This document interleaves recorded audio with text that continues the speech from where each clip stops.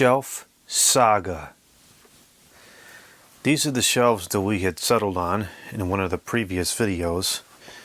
This is from the Savile Classics brand, which is more like Vile Classics because it's some kind of a joke.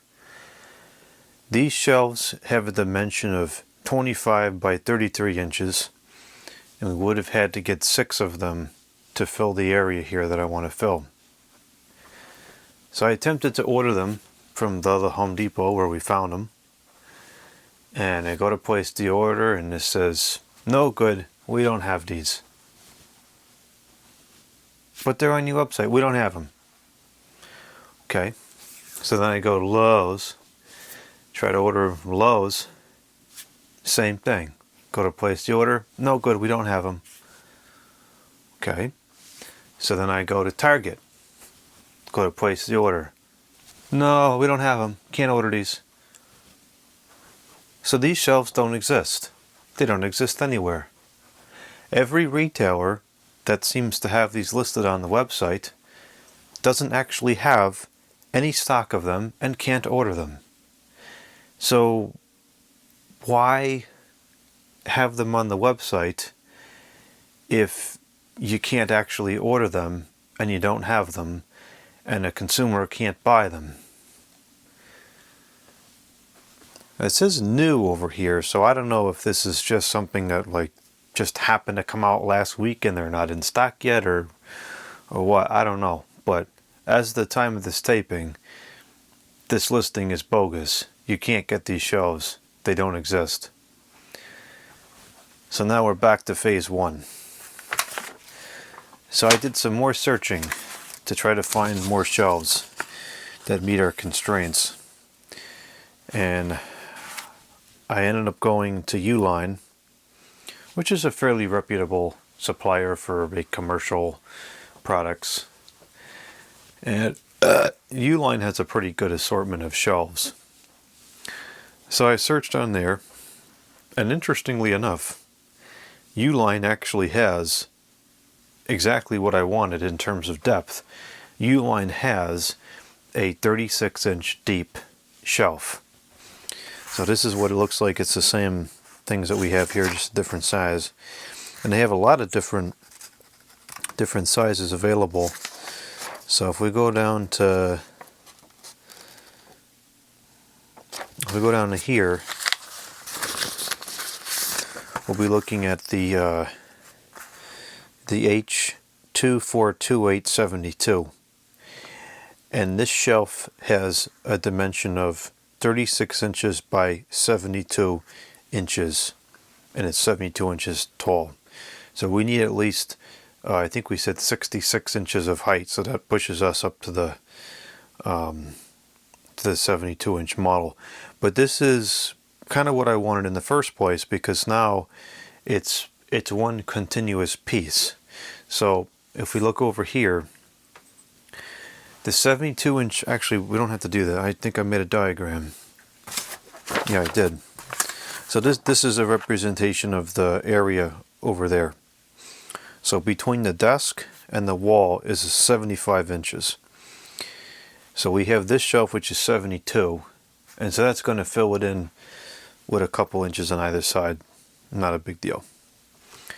This shelf will come out 36 inches from this wall, and then we can put another 72-inch unit, and that brings us to 108 inches out of 130 between this wall and where the vacuum storage area begins. So then I'll be left with a 22-inch gap, and I can use one of the 36 by 14 shelves that I have to fill in that space. And then that leaves me with only an 8-inch gap, which if we have to waste 8 inches, I think I can live with that. So this is what we're going to do. We're going to have to order just 2 of these 36 by 72 shelves. Now these are a lot more expensive.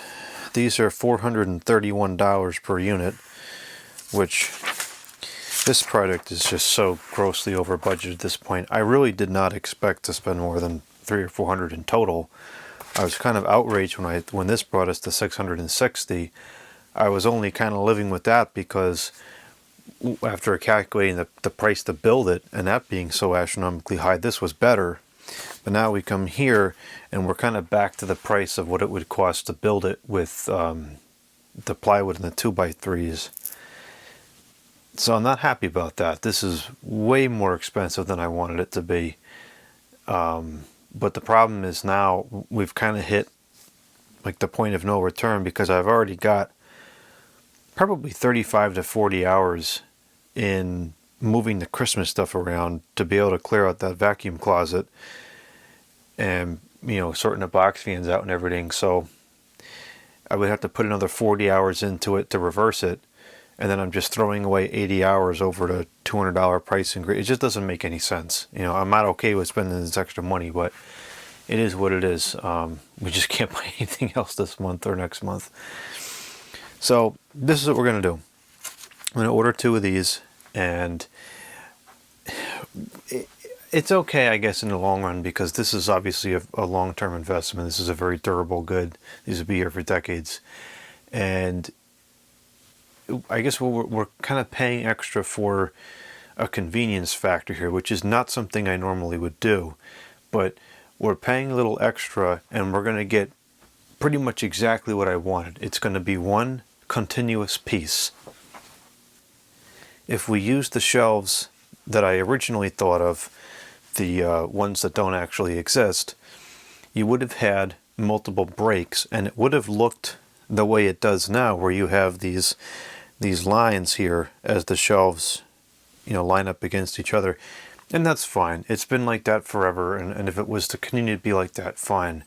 But these 72-inch shelves allow us to eliminate that. So this whole piece here will be just one continuous shelf, no bars there. And then from where it starts, you know, in the corner here, all the way over, it's one continuous piece. So now we're taking away the eyesore of this bar and that bar.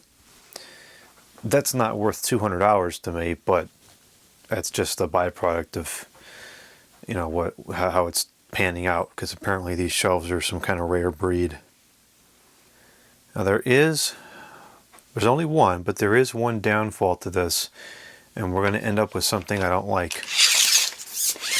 These are 36-inch shelves, which is going to put them coming out to, let's see, this is probably a 2.